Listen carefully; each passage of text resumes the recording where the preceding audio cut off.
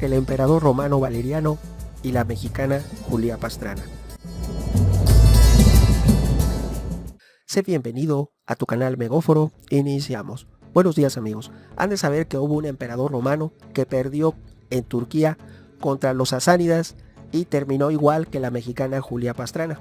Primeramente te diré que Julia Pastrana, de origen indígena, nació en el seno de una tribu de nativos americanos conocidos como Road Digger, indios buscadores de raíces, que vivían en la zona occidental de México. Eso fue el 14 de febrero de 1834 y ella fue llevada a Europa y exhibida porque tenía un exceso de vello en su cuerpo, tenía hipertricosis, entonces se le exhibió como la mujer lobo. Cuando ella falleció fue disecada y se exhibió disecada en varios lugares en Europa hasta que fue afortunadamente repatriada a México. ¿Qué tiene en común con el emperador Publio Licino Valeriano? Pues te diré que este emperador romano fue capturado por los sasánidas cuando perdió la batalla de Edesa. La batalla de Edesa fue una batalla, un enfrentamiento militar librado en el año 260 después de Cristo entre las regiones del Imperio Romano lideradas por Valeriano y el ejército sasánida comandado por Sac-Sapor I. Aquí se dice que acudieron a esa batalla, acudió el emperador con solamente 4 legiones. 4 legiones, aproximadamente 20,000 soldados romanos, y que de la otra parte, por la parte de Sapor I, los sasánidas, llegaron 130,000 personas. Por lo tanto, fue derrotado el emperador Valeriano. La cronología de los eventos permanece nebulosa, pero se sabe que Sapor inició una segunda campaña contra los romanos con un asedio a la ciudad de Nisibis.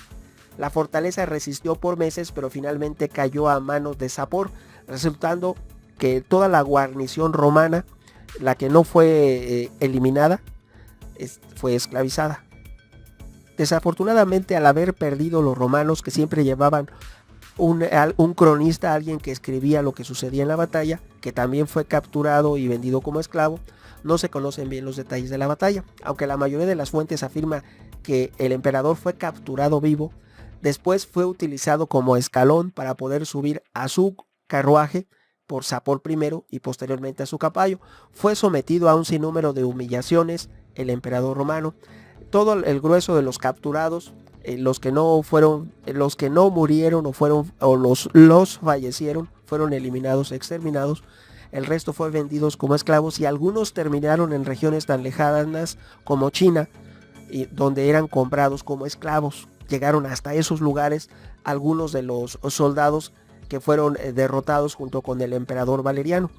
El mismo emperador, después de ser sometido durante varios meses a humillaciones constantes día a día, finalmente fue ejecutado y se disecó y se exhibía como una pieza disecada al emperador romano. Por lo tanto, tuvo el mismo destino que la mexicana Julia Pastrana, lo cual nos indica que ya desde tiempos remotos, de la época del Imperio Romano, la costumbre de disecar al enemigo existía en algunas culturas y después fue adoptada, cuando ocurrió lo de Julia Pastrana, por los europeos en esa época de 1840 a 1860, porque Julia Pastrana falleció en 1860, que es cuando es disecada y es expuesta esa momia en diferentes lugares. Entonces, una costumbre que se retomó desde la época de los sasánidas y fue reproducida hasta ya a mediados del siglo XIX. Finalmente, la caída del Imperio Romano fue detenida porque la expansión sasánida se detuvo paradójicamente por el rey de Palmira, aliado del emperador romano Galieno.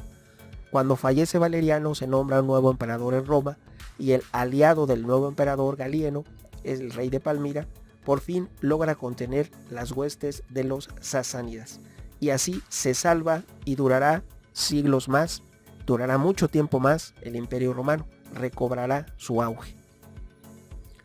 Por lo tanto, podemos decir que la historia es cíclica, se repite y debemos observar y ver que el exceso de confianza en algunas personas suele ser desastroso.